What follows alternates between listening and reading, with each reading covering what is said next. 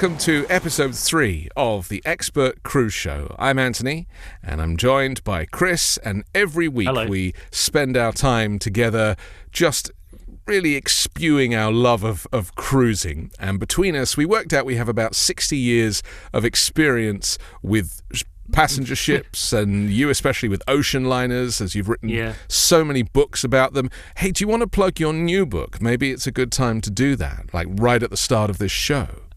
Oh yes, so we've just received the author's copies, I suppose, fresh off the press, for the Cunard Story, which is actually a second edition book. We did that first one back in 2010, but so much has happened between 2010 and 2025 in that 15-year gap that we basically ended up pretty much rewriting large portions of the book and have a whole heap of new photographs in there, from yourself of the Queen Mary. So Anthony very kindly allowed us to use some of his wonderful pictures of Queen Mary. Also, we have some wonderful artist renditions of what the ocean liners would look like out of the water from Marc-Anton Bombail, who very kindly helped me out with that one as well. But yes, Rochelle and myself, very excited to see it. It's in bookshops from later this month, actually. They've done an early release of it, which is really exciting. That's great. I do think that if you've written a book, that's kind of your life is done, right? You don't really need to do anything else. And they say everyone's got a book in them. How many books have you written now on ships? 18. Whoa. 18 lifetimes. 18 different titles, and then several of them have had sort of second editions where, you know, when 5-10 years passes in a history book, things change. Like, you know, pre-pandemic, everyone thought the cruise industry was just going to continue to go up and up and up, and there's obviously been some big changes. So we've been updating some of our older works to bring them up to date with current what's happening currently in the world. I mean, I have a great collection of books on passenger ships, including going back to the John Maxton Graham book called The Only Way to Cross, which was probably, you know, that kind of definitive, if you're going to have a transatlantic crossing book in your collection, let it be The Only Way to Cross. Is that fair to say? Is that a classic? Yeah, it was. It was one of the. I mean, it stood alone at the time, I think, of a book that was written in that sort of style. And John Maxton Graham was such an elegant writer as well, which was fantastic. I have many of his books as well, as you know, Anthony, and also a whole collection from Bill Miller, who's I think on 120 books or something now. So he's at 120 lifetimes, which is just remarkable. It makes 18 look like and child's play. Guys are. You've taken the baton from these guys. John Maxton Graham died a few years back. He was actually on the maiden crossing of the Queen Mary 2 that I did in 2004. Bill Miller was on the crossing of the Queen Elizabeth, I think, that I did. And I've known Bill for many years, and I've spent time with him in Hoboken, where he kind of grew up watching the ships coming down the Hudson.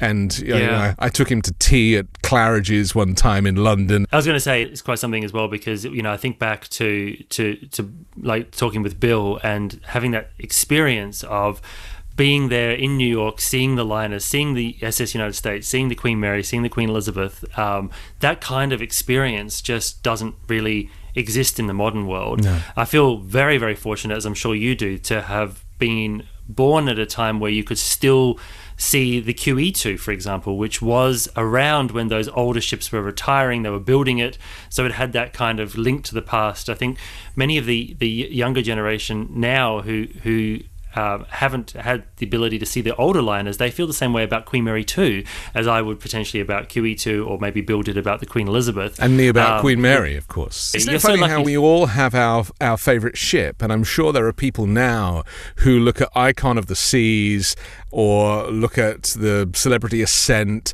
and they just think that, you know, that's my ship. And so I thought what we could start with doing, because of course, you know, whilst you and I, you know, we love Titanic and we love ocean liner history, and I just got a new model of Titanic arrived today.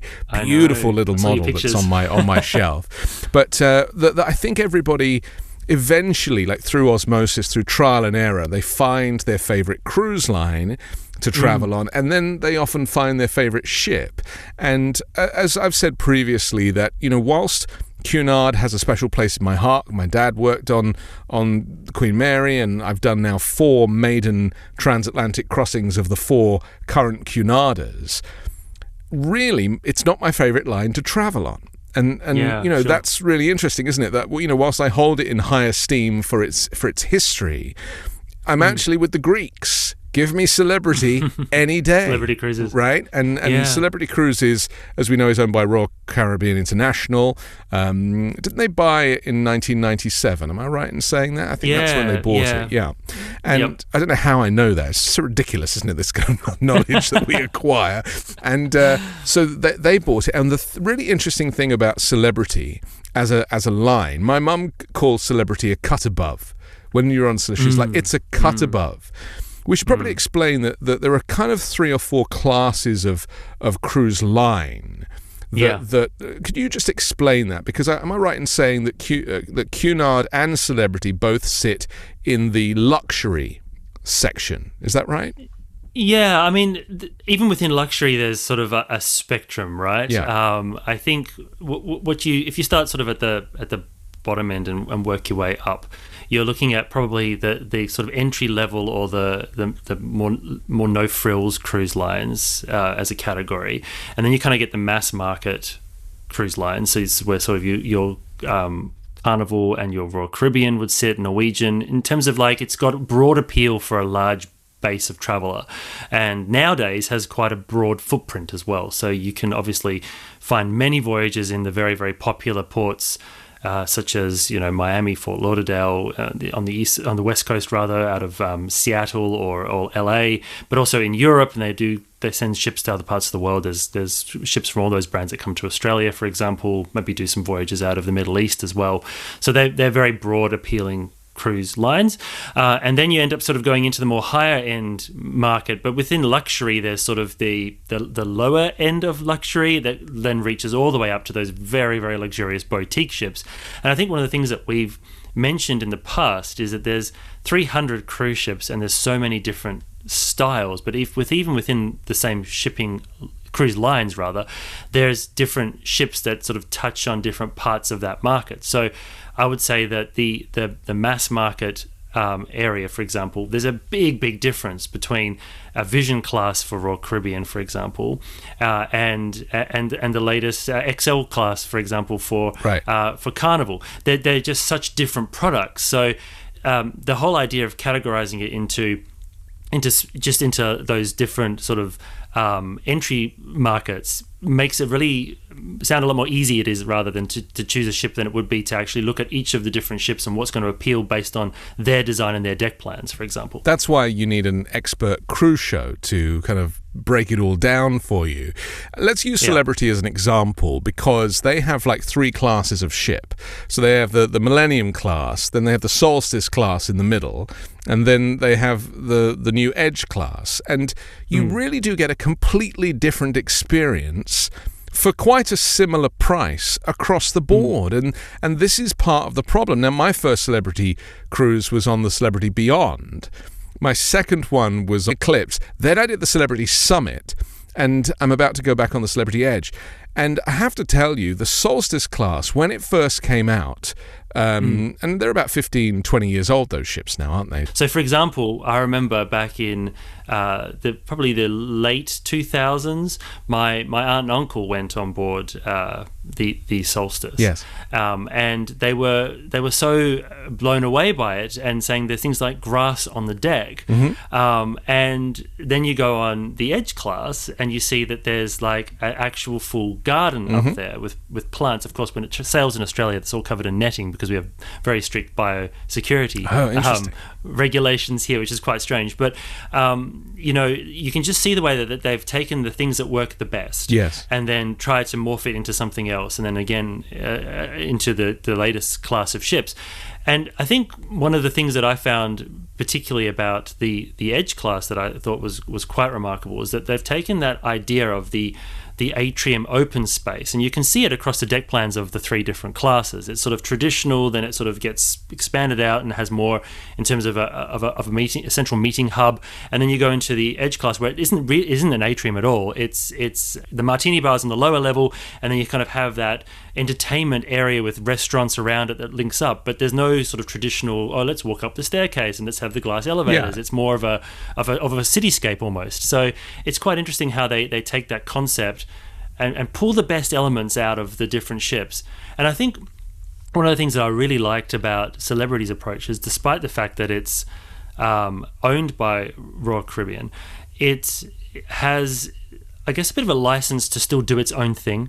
So you don't see a typical Royal Caribbean ship that's just been rebadged as a Celebrity ship. Right. It feels like its own brand. And there are significant differences. I mean, the food, which we can talk about a bit later, is, I think, so much better on Celebrity. But simple things like, you don't have to check out towels by the pool on Celebrity, whereas you do on Royal Caribbean. So you have to show your cruise pass, and then they sign them inside. Like, they don't trust you, which I think, trust you. Like, where are you going to take them? You're on the cruise. Like, how are they going to go missing? They're going to be on the cruise somewhere. So I never really enjoyed that about Royal Caribbean. And I think the great thing about Celebrity is that there's a lot more trust. They roll towels up and they put them on all of the sun lounges, you know, when you come down, and in the solarium, and it's beautiful. But one thing I would say, because when the Solstice class was first announced, you know, the old ships, you mentioned the Galaxy. I mean, that was the pre-Millennium class. The old Galaxy and was it Horizon? What was the other one? That was even earlier. That was even earlier. Yeah. Right. So, I mean, when I first started traveling on cruise ships, we actually did a trip in 1998. So I was still sort of in my teenage years. Yeah. And we were pulled into a port it was actually Cozumel, I think it was. Yeah, Mexico. On the ship, and right there we had three ships actually in port. There was the Zenith, there was the Horizon, so the two sister ships sitting next to each other, and then the third one was the Carnival Ecstasy, and then of course it was QE2 as well. And they were like, you could see immediately that they were cruise ships. They had the big Celebrity X on the funnel. They had the dark line, the dark blue line on the hull. So it sort of stood out amongst the Carnival ship because it had a bit of sort of hull decoration on it still. That X, of course, goes back to Chandris Lines, which was where Celebrity's history starts. It was a Greek shipping line, as you've mentioned before, and ended up sort of spinning off a cruise division, which was then ultimately sold to Royal Caribbean. But you think about those ships and their size and their scale. These days, they're considered small ships. Yes. But back then in the 90s, they were like good-sized modern cruise ships. Right. And so even though the scale has changed, though, up until just recently, the Edge class, I think, sits in sort of a category of its own. But you can kind of see a family resemblance in the design of these ships and some of the way that they've placed some of the elements on the exterior design, but also in the interior, and it's sort of scaled up to the different classes that they have in their fleet, as you say. So it's sort of a 30-year evolution to get to where they are now. I'm so pleased that Celebrity still exists as a brand, and it hasn't been rolled into something else. And so when Solstice first came out, I remember being so excited about it 20 years ago. And I even still have on my computer like pictures that I'd screen grabbed, you know, on my old early computer of the Solstice class, and the lawn on the top deck, which was super exciting. Like the idea of actually having grass was amazing. But my recent experience of going on the Celebrity Eclipse, which has not been revolutionized in any way, it's still very much as it was.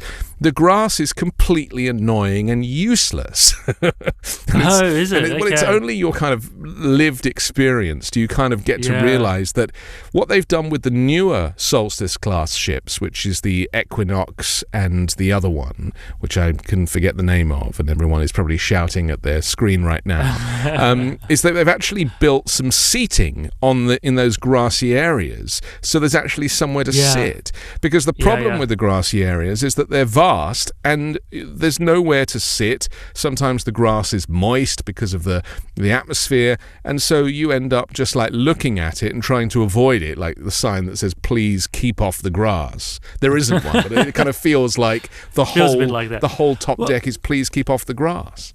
I mean, there's some elements of ship design where if you look at it with a keen eye, you can see this is a gimmick from media release. Yes. Like if you think back to 2008 when Solstice entered service, right? That was something that was completely new, right? No one had ever done, I suppose, like full lawns on tops of ships anymore. Right. You move down to like 2012 when Reflection was put into service, and she's like, now there's been people got used to it. There's been other ships that have introduced new innovations, so they have to continually improve. And I think this is one of the reasons why, back to a conversation we had last week, that when you have, say, a class of ships that's introduced and you have 2 in the class, and then they reassess and go, okay, well, let's make this bit bigger. Yeah. Let's maybe extend the ship a little bit more, put an extra deck on, because they've worked out how that class works, what people are going to enjoy about that class, what's going to keep people coming back. But I did find it funny because my family who went on the Solstice, they'd obviously heard us talk about our travels on Cunard for many, many years, and they're like, well, we're going on Celebrity, we're not doing luxury like Cunard. And I'm like, actually, you know what? Flip it.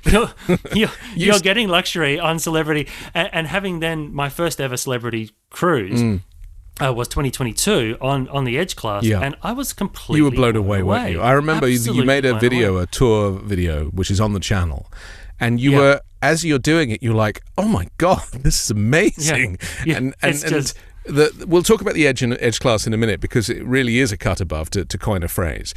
Here's an interesting thought that I've always had about Celebrity and Royal Caribbean, and that is that their brands are the wrong way round.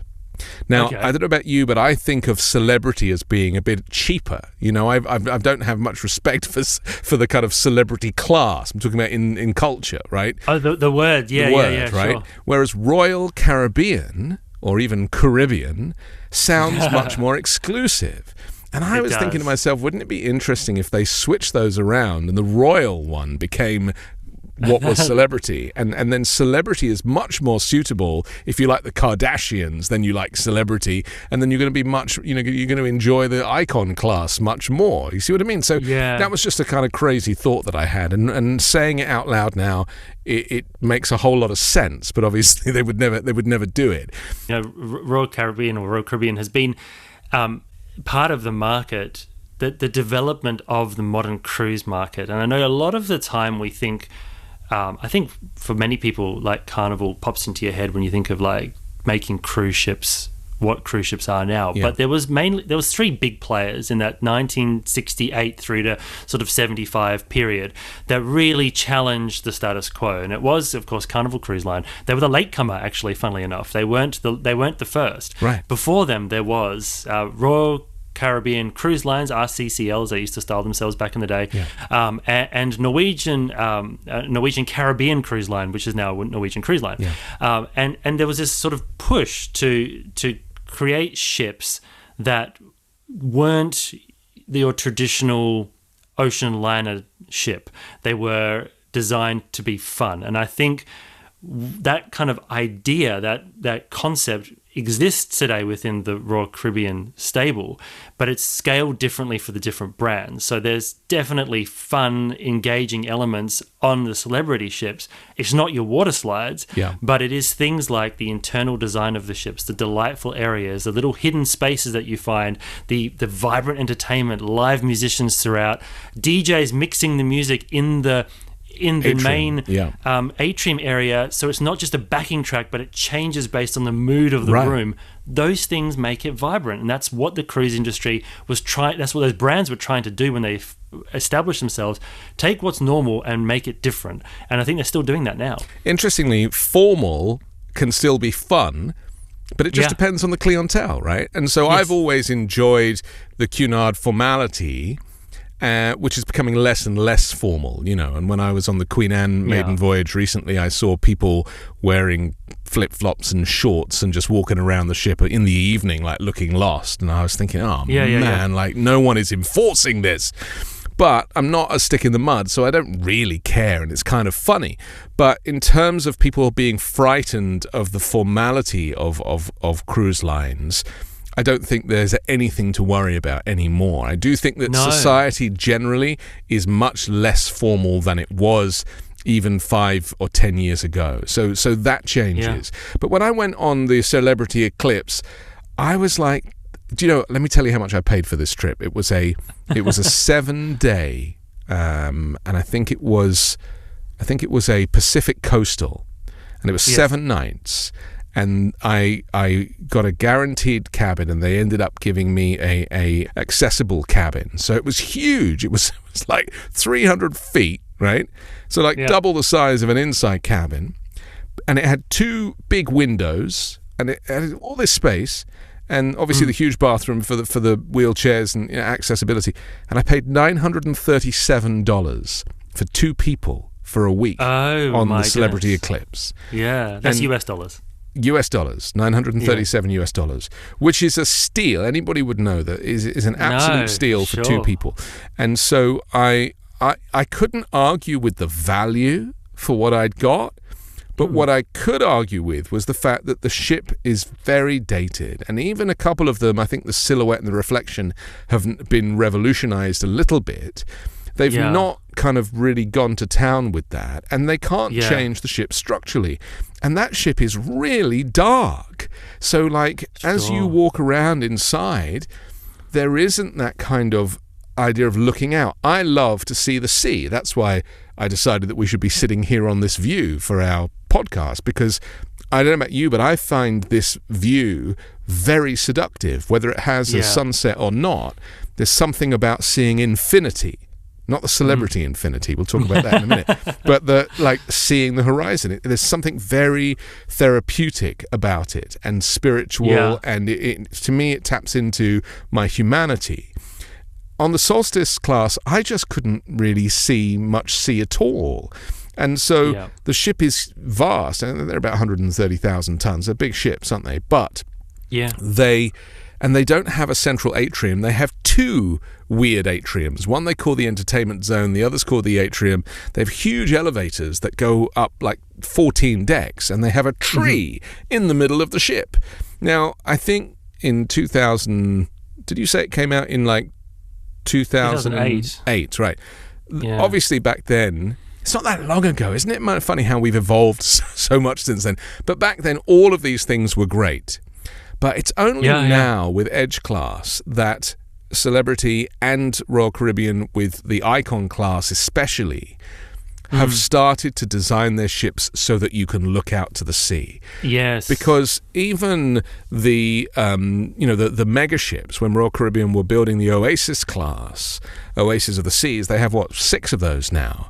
You really can't see out. When you walk along Central Park, the only out you can see is if you look up to the sky. And so you could be in a shopping mall on land. So I want to know that I'm at sea. Would you agree with that? I do. And actually, if you look at the design philosophy, I think, that's been used across cruise ships, the trends, I suppose, there's this period where probably from the late 90s through to the sort of maybe 2010 or so, where many brands were using inward-looking designs.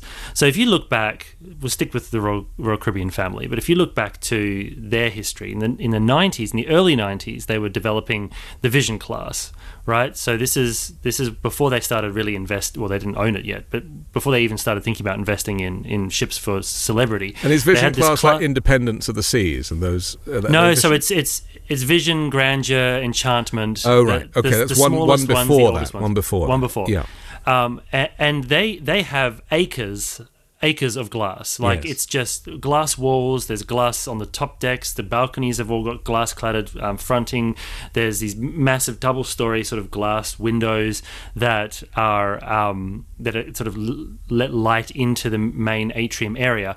But so beautiful, absolutely wonderful, right? And then you get to the Radiance class, and they kind of copied that as well. They even used even more glass. But in the interim, they developed ships like the Voyager class. Then there's a Freedom class, much more inward-looking. The Royal Promenade area is an internal shopping promenade, entertainment promenade zone. There's no view. Everything looks in.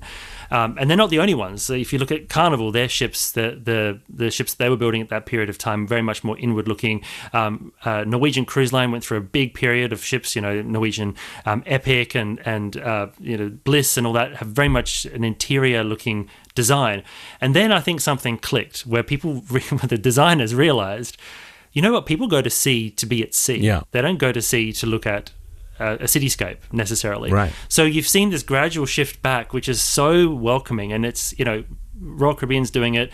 If you look at the Quantum class, for example, which is not a new class of ships by any means, but they have that big glass lounge area at the back of the ship, which is very similar to Eden on That's right. the Celebrity and ships. Everyone talks about that space on that class. Like they leave that ship saying that space is like the best thing on board, because you do feel like you're connecting with the ocean, and it's a multi-use space, isn't it? They use it for music and performances and for snacks and drinks, and it's very special. That was one of the last spaces when I went on board Edge. That was one of the last spaces we got to. So we did a whole heap of exploring. Right. So when you were on the Edge, Eden was the last place you showed up in, and you were like, "I got a second." It was remarkable because, I mean, if you haven't been, you walk in. It's quite a unimposing entry, but you walk into this space, and then it's multiple stories, but you can see the internal sort of structural columns that are holding the ship up, which are decorated. There's plants everywhere. Glass, three stories of glass towards the stern, so natural light coming in. But then it's not just different levels, but they've actually got like angled walkways that take you from the lower level to the upper level in a sort of curved design, and your brain kind of takes a few. Yeah, you can't really. Maybe I'm just slow. Make sense of it, can you? How is this a ship? But Edge class is purposely designed like this. Like everything, so if you want to like walk the jogging track, you have an incline on one side of the ship, on the port side, and the starboard side is straight, and you actually climb a deck as you do the jogging track, which is genius. And I don't know why has no other ship done that? But it's the same as you say in Eden at the back, and then at the equivalent, as we've just said, is the Quantum class, and am I right in saying they have the Quantum Plus class, which is where they stretched it and amplified it a little bit. It a little bit. And originally, I think the Quantum class was built for the Asian market, wasn't it? And now they're moving over to the West Coast. And in fact, I think two of those Quantum class, one Quantum of the Seas, and what's the other one? Ovation of the Seas. Yeah, I mean, Ovation used to spend time in the Australian market. She made headlines because it was the biggest passenger ship to ever come here. They are huge, and they do look like an apartment block. I mean, they're so flat on the sides, aren't they? But they're not a bad-looking ship. I actually would say this about Royal Caribbean, is that they seem to care. I really feel like they seem to care about what their ships look like on the outside. And even, I mean, Icon is very polarizing, right? She's got a very unusual... and I remember when she was first being announced and they were bringing out pictures of her in sea trials, there were stories about people getting like some weird reactions to what the ship looked like. I can't remember exactly what kind of because the Oasis class had that kind of wide and squat kind of feel to them, and I was never really attracted to those ships. I was impressed by the scale. They were like 230,000 tons, and Icon class is 250,000 gross tons. The thing about the Oasis class is that whilst they look big and bloated, as you say, but there are still elements about their design which I find visually pleasing. So like they've got the raked forward bow, they've got the curved up forward superstructure, the bridge is where you expect the bridge to be, they've got a more of a traditional looking sort of funnel structure, and the stern sort of like, not, I wouldn't say terrace, but it sort of has a slight curve towards because it has the aqua theatre in the back, so it needs to be curved, doesn't it? And so it's not curved to look like an ocean liner of old, but it's curved to serve a purpose. It's got its own element, but if you then trace it back from that one, and then of course there's the the Quantum class as well. They've got very squared sides, yes, but they've got a very nice bridge structure at the front. The forward profile is very attractive. Vision class, I think, are amongst the most beautiful cruise ships, exterior wise, that exist. Which is such a difference to some of the other brands. I'm not going to name names today, but some of them, it's literally just like, let's plonk everything on top of the ship and it doesn't really matter at all. NCL. Now, famously, the NCL ship that is the ugliest ship of all is the one that looks like it's wearing 4 crowns on its head. Norwegian Epic, yeah. The Norwegian Epic. It really is the ugliest, most top-heavy ship. It's actually a very nice ship. And, when you're in it and on it, you don't really get that sense. It's a bit like cars. People. I've never really cared so much about the outside of cars. I care more about what's the dash like. Where the bit where I'm going to be sitting. What you're looking at. Right. Exactly. Yeah.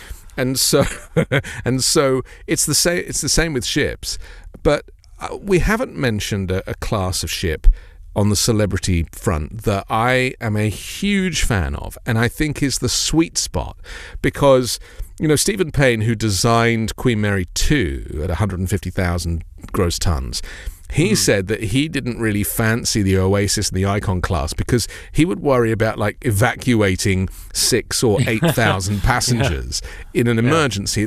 It's just too many people. And so I have discovered the smaller ships, they're actually referred to as mid-size, but I think as Icon classes and some of the larger like Norwegian Viva and some of these new ships have actually moved the class that we're about to talk to into an even smaller category. And they're about 90,000 tons, aren't they? I'm talking about the Celebrity Summit, which is the Millennium class. So you get Millennium, you get Infinity, you get Summit, and what's the last one? Constellation, the Connie, as they like to call it. Connie, yes. And, like the aircraft. Just like the aircraft. And I'm due to go on the Constellation later this year. But let me tell you something. There is something about a ship. I think these ships came out in 2001. I think I got confused with Solstice earlier. Yeah, It came out in 2001. 2000 to 2002, I think. The first one was the Celebrity Millennium. This class of ship is the perfect sweet spot. And so some people might be like, why would you want to go on a ship that is 24 years old? Where's the joy in that? And I'm telling you, 2 of those 4 ships they've renovated into a Celebrity Edge style. So even every cabin has been completely redone. And, wonderful. And including the bathrooms have had that kind of fake marble put in, and the new nice sinks and proper shower doors instead of shower curtains. Thank you. Right, I know. And so I went on the Celebrity Summit, and I think I went from Vancouver to Los Angeles. I did a Pacific coastal.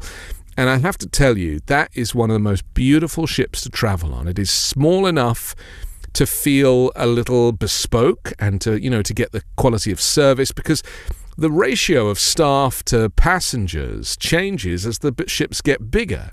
So when you're looking at a 90,000-ton ship, which would be Queen Victoria, Queen Elizabeth, Celebrity Summit, and this specific class that we're talking about now, Millennium, you're looking at almost a 2-to-1 ratio of crew to passengers, aren't you? They're basically 2,000 passengers and just short of 1,000 crew.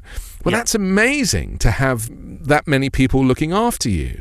But when you get up into Oasis and Icon class now, you're looking at a 3-to-1 ratio. Yeah. Right? Yeah. So a good proportion of those people on all the ships are behind the scenes. Yes. You have to have just to operate it, right? Right. So in terms of the 1-to-1 or 2-to-1, 3-to-1 ratio, the passengers are actually engaging with even fewer than what the actual full count is, because you're not going down to the engine room, right? Or the operational side of the ship.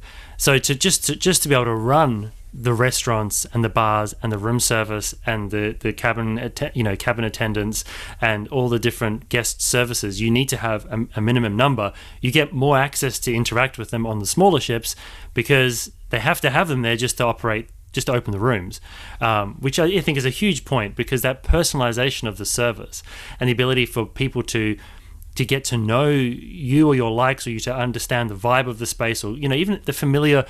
After a 7-day cruise on many of the smaller ships, you walk into one of the bars for a coffee, and they're like, "Oh, hello, nice to see you again. Like another flat white, whatever." Yeah. You can't possibly expect that when there's 5,000 people going to the same facilities. Now, they do a very good job on the Oasis and Icon class of creating those neighborhoods on board, but that's a completely different experience to being on a ship where you can basically wander the whole vessel. It really does come down to that personal preference of what you're looking for, I think. The other thing about being on a smaller ship is that if your cabin is midships, which it should be, by the way, and we're going to do a whole episode on where your cabin should be to have the best time. But let's say hypothetically you're on a guaranteed cabin and they've put you right forward, and you're in the pool in the aft, and you want your swimming goggles. Whoops. You've literally got a 20-minute trip just to get there and 20 minutes to get back. Because these ships are the size of 10 New York City blocks.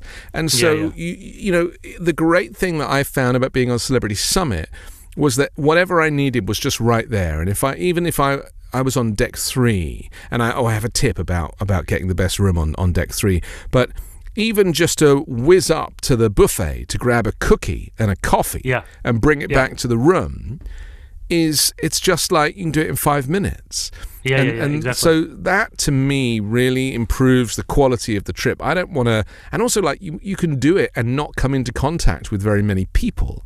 Whereas on Oasis and on Icon and on any of these mega ships, you know, the total number of people on board is almost 8,000 if you combine the crew and the passengers. Yeah. I mean, that is a remarkable number of people. That it's like going to a concert in a huge funny, venue. actually. So I don't know about you, but I always want to caveat these opinions with the fact that everyone is different. And we all have different needs, and that's why there's so many ships, and that's why there's so many lines, and that's why some people might be drawn to Holland America because they're getting a certain experience, and they, you know, trying to mitigate having kids running around or, you know, that type of thing. The same with Virgin Voyages. Like, people are going to go for something that suits them, and this show is really designed, you know, through our conversations to kind of drop those pearls where possible. But let me tell you about the rooms on board Celebrity Summit, because like I say, Summit has been revolutionized, and it does in the cabins and in some of the public areas feel like an Edge-class ship. They really have done a very nice job in upgrading the carpets and the furnishings. You know, structurally, there's not much they can do, but like the shopping area, for example, on Summit, it does feel very edgy. And so I was very comforted by that, you know, because having been on the Eclipse previously and the Beyond, the Eclipse was like being in a... It was like being in a Marriott hotel in like 1993. You know, that they used that kind of rusty coloured carpet and throws on the bed and the cushions, and it's just, we're done with all that now. Now we need like earthware and stoneware and natural colours and fibres and things that kind of make us feel at one with the earth. But on the Summit, because it's been revolutionised, there's some public areas on Deck 3 that they've now converted into cabins. And so I tend to always try and book an ocean view, as in a porthole or just a window. I don't really care for a balcony. I find the price of the balcony, you know, inside cabin is super cheap. And if you're on a budget, 100% do an inside cabin. You will sleep like a baby with no light. Oh, for sure. Take a night light that plugs in, a little, you know, your favorite night light, because that will come in handy so you don't die on the way to the bathroom and trip over the step. And on some of the newer ships, like the Summit and the Edge class, they're now building these night lights into the bathroom. So you find your way to the door, and a little light is illuminated under the sink, and it gives you just enough light to use the bathroom without waking your partner up. So some of them have actually the ones that they started doing that to perhaps first. Yes. They put the night light sensor in the actual bedroom. Yes. And some of them are misadjusted slightly. So every time Queen Anne was like you move, yes, the damn light goes on. Every time you roll over in bed, it kind of comes on.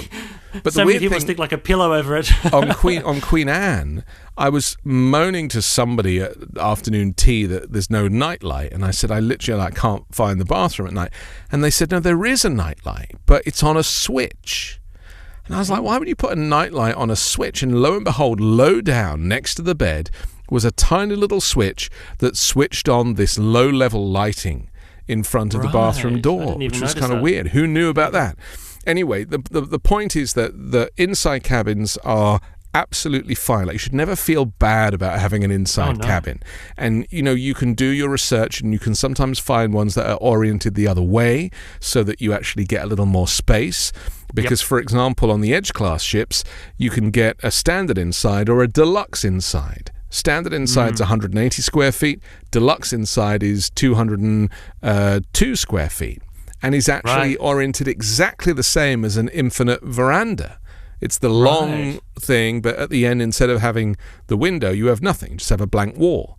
Why they didn't put... It's like faux windows, like pretend portholes almost. That's right. Well, they're all... In a sort of Emirates pretend first-class window style, Well, the Ovation of the Seas has that, and also, those kind of quantum class ships, almost all of the inside cabins have the virtual balcony, it's called, which is a huge screen, and you can draw the curtains on it to kind of, but it's just a television at the end of the day, showing a high-definition camera view of off the side of the ship, and they superimpose a railing to make you feel like and it is brilliant. I mean, I think that's brilliant, and they don't really charge more for those, so you can get an inside cabin that is a virtual balcony. But to be honest, the TV in your room, and these days they put a larger 40, 50, 55 inch TV on the wall, will always have a channel which is the view out the front from the bridge cam. And so if you're in an inside cabin and you're feeling a little claustrophobic, just leave the bridge cam on all the time, and it's like having a little ocean view window. So that's the inside cabin, but ocean view is what I always prefer, because invariably I'm not on the balcony. And, some of the trips that I tend to do, certainly in my experience of doing transatlantics, you don't really want to be on the balcony anyway. And I quite like an ocean view. Unfortunately, the Edge class has quite small ocean view windows, although the room, again, is still over 200 square feet. Good-sized room. And so you are actually starting at a base level of a really nice-sized cabin, because the older Royal Caribbean ships... an inside cabin is 150 square feet. Well, that 50 feet makes a huge difference. Yeah. And you can't really swing a cat in those. So anyway, back to my story about the Summit. So they've renovated Deck 3, and they've taken some public areas that have huge floor-to-ceiling portholes that are part of the public area where you can just walk through the ship. Yeah. And they've converted those into cabins. And so if you book an ocean view on the Millennium, Summit, Infinity, or Constellation, if you forget Deck 2, too low, potentially too near the engine room or too near the rear galley, but Deck 3, from midship elevators going aft, you will have rooms with a porthole that is double the size for the same price. They don't charge extra for it. And so this is back near the meeting place at the back of the ship. Okay. And the other great thing about the Millennium class is they have 4 stairwells.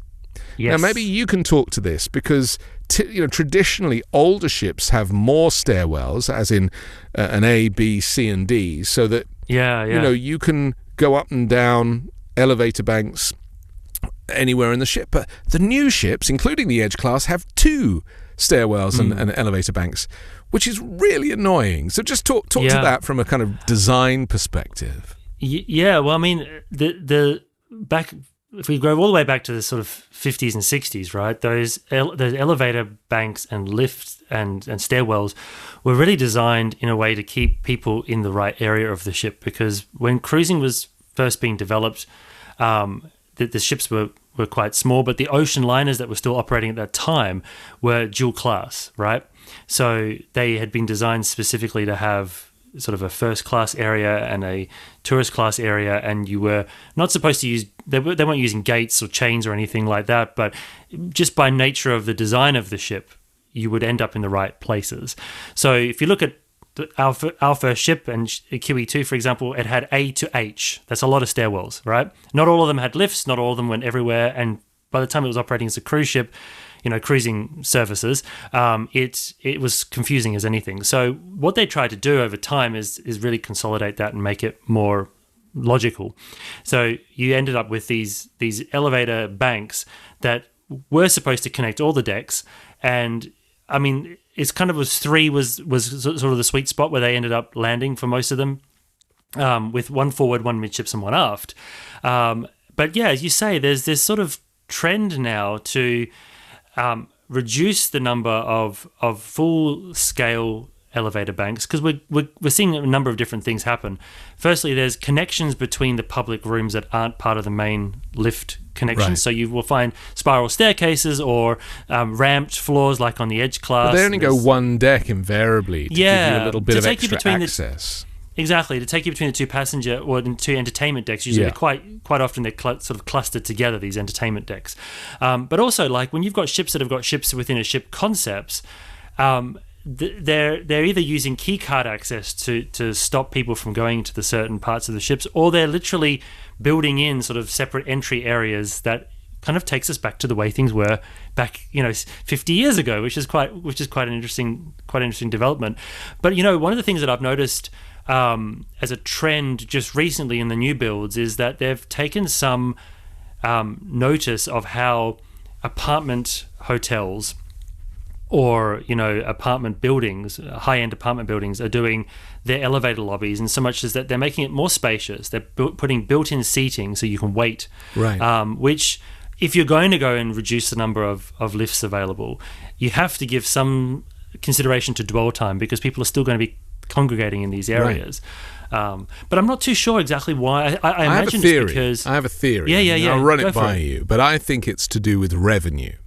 Into generating probably. Revenue is to make people, because I think they learned it from the Las Vegas hotels, where in order to get anywhere in Vegas you have to walk through the casino, right? So there isn't the possibility to get to the pool unless you walk through the casino, and that's because they want you to be distracted by the bright lights and the flashing things, and then okay, maybe I'll just go and spend a few dollars there, and because as we know that cruise lines are, it's all about revenue generating areas now where possible. And so, we know, we've discussed before, service standards dropping and included services dropping and just replacing things with, paid options. And I think that, with the newer ships, to make you walk through revenue generating areas is more likely to make you spend money. And I'm sure they've done research on it, and that is the reason. But like I say, older ships, 20-year-old ships, excluding the Solstice class, they were just better design. They look more like ships. They have a much longer bow on them, and they seem to, I don't know, there's something about them that they're a little bit more traditional and romantic, and they have proper promenade decks as the Millennium class does, and you kind of feel like you're actually on a ship. It's very nautical. The whole thing is very nautical. It's really interesting as well, because particularly the older ships that have had a complete refurbishment. Yes. And look, the cruise lines in general have in the last 20 years or so been fairly not that great at doing full-scale refurbishments. So they kind of tidy up things, they do a recarpeting, they put new upholstery on the chairs, and they say the ship's been refreshed.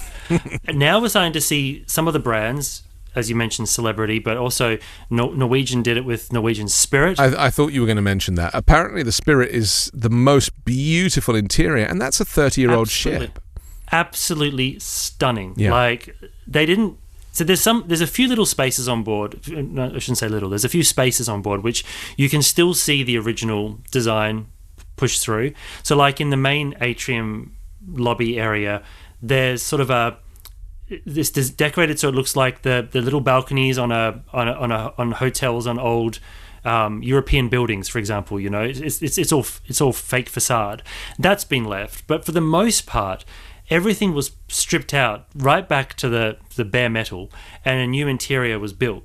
And what I find amazing about that, and it's a bit similar to what you were describing with the Celebrity ships that have been, the Millennium class ships that have been updated, is that you are on board a ship that looks new, it feels new, but it also feels traditional. Yes. And it also has all the things that were so absolutely delightful about a 1990s design that they would never design today because they can't make as much money out of it. Right. But they're stuck with that platform.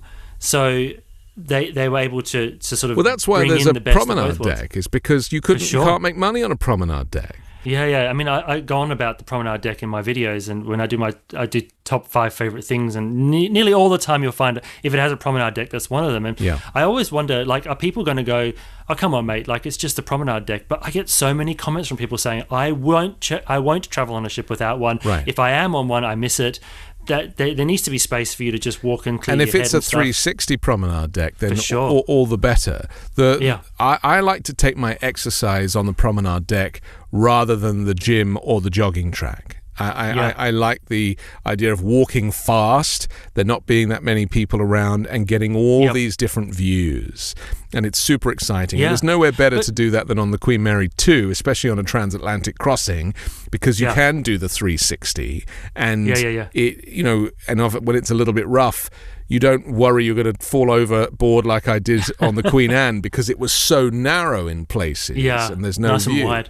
And also it's nice to walk on a wooden teak deck rather than walking on linoleum.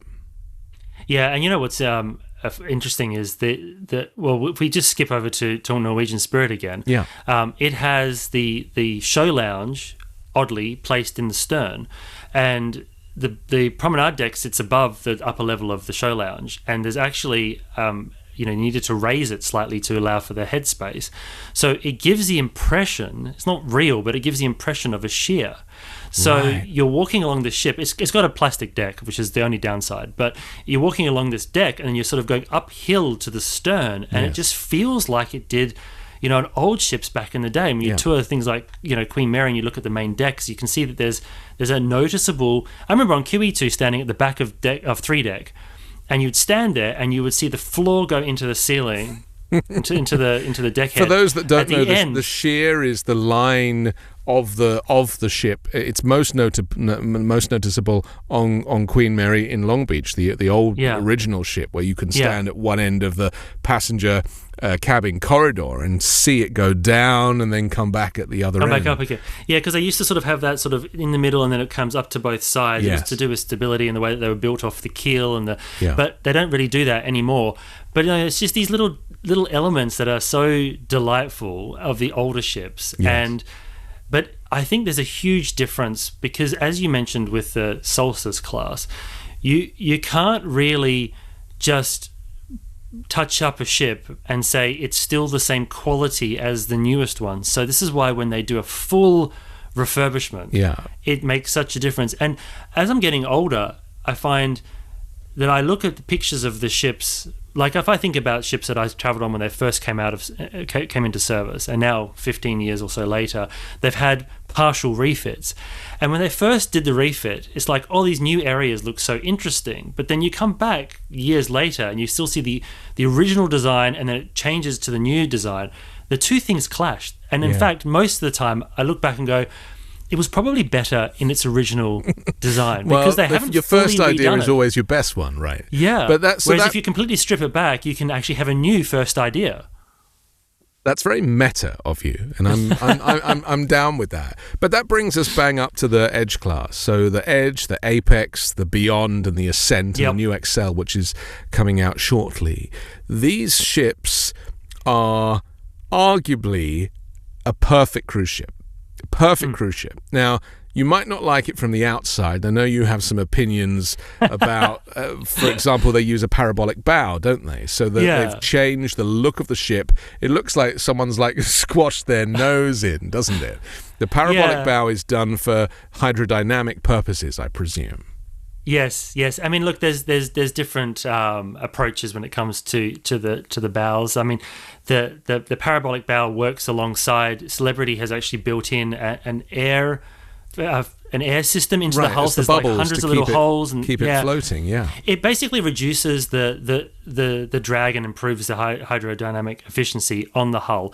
But then the other tried and true method is, of course, the bulbous bow, and we saw some.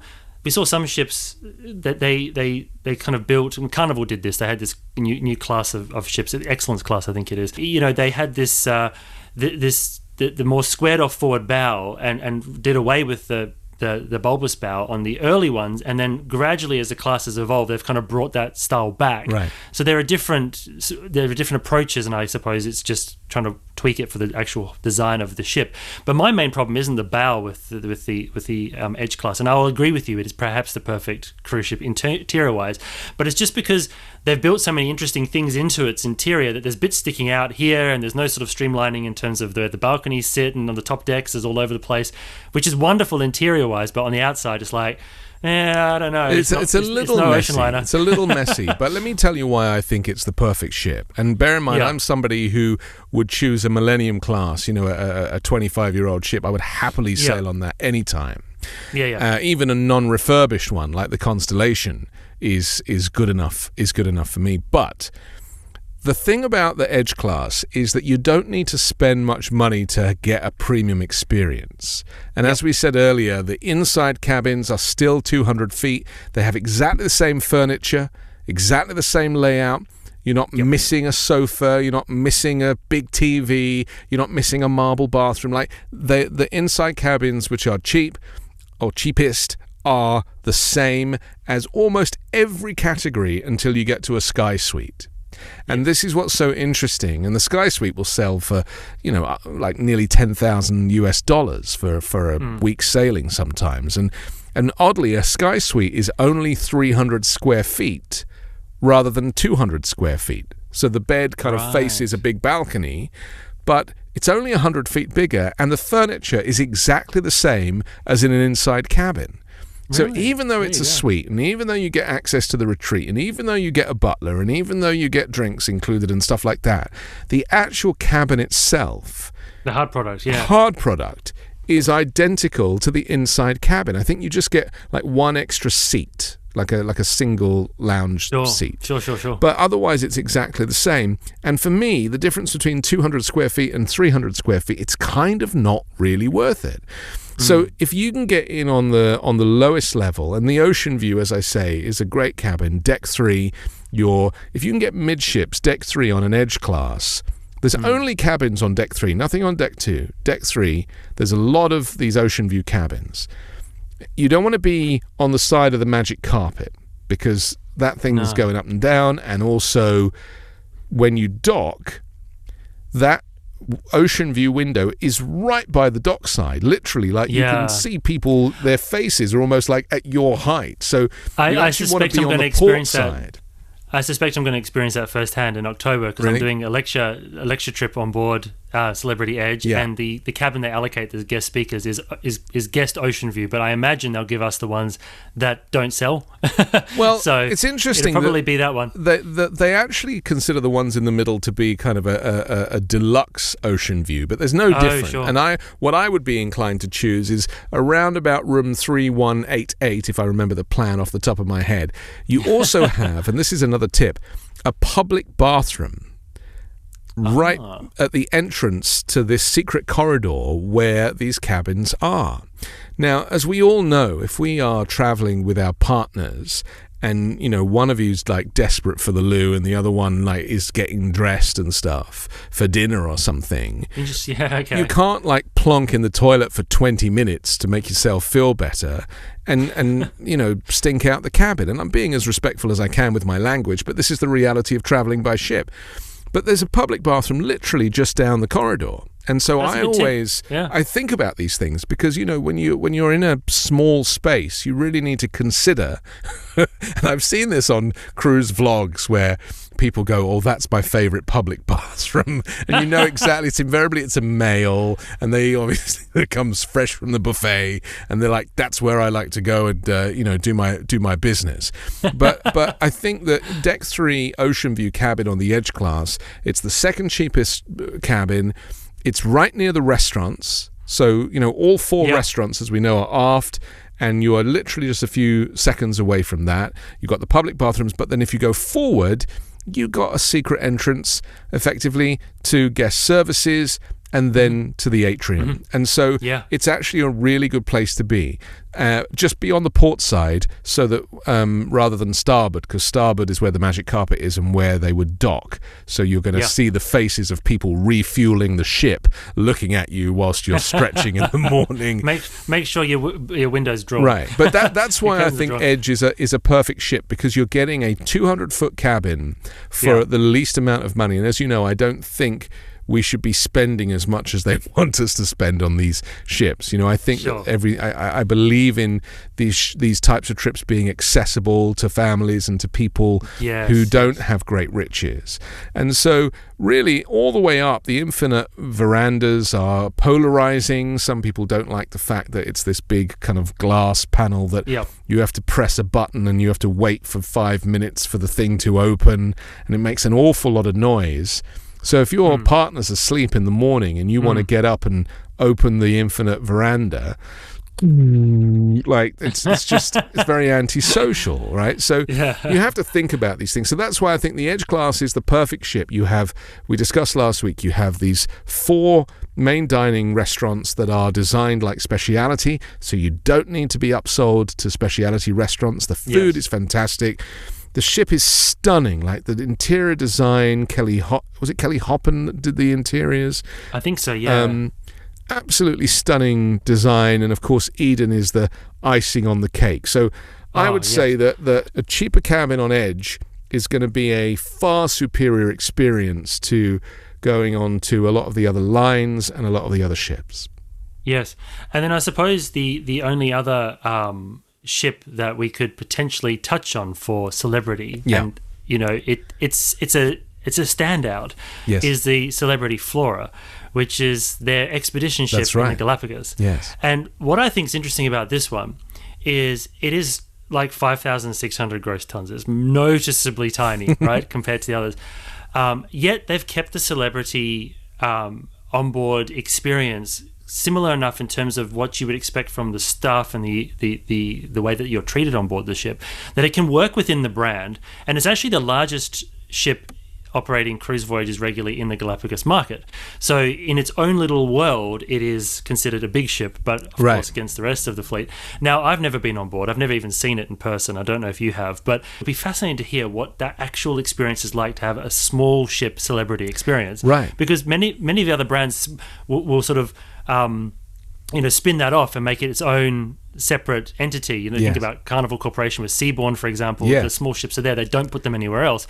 They're very luxurious ones. And so it would just be really interesting to know what that experience is like. Well, there is a hack for a small ship, and maybe we'll talk about it next week.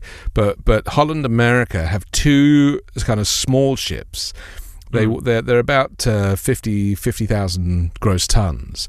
The Zandam and the Volendam? And the Voldam. So we'll talk about that next week. I also want to talk about Norwegian Cruise Line next week as well, because there's always so much to say, and there's never enough time. And there's never enough time. I can't believe it. We've run out of time again. It's just how it goes, But it's so interesting to me that if you love cruising, you will take an interest in even the ships and the lines that you don't necessarily travel on. Once you settle on your favorite ship, stick with it and build up loyalty, because, on Celebrity, for example, instead of getting the drinks package, if you get above the basic level of the loyalty package, they give you like 4 free alcoholic drinks a day. So suddenly you're like, you're literally saving money. So there are little tips that, there are benefits to finding the ship and the line that suits you and then sticking with it. Thanks so much. We'll see you next week, and happy cruising. Bye-bye.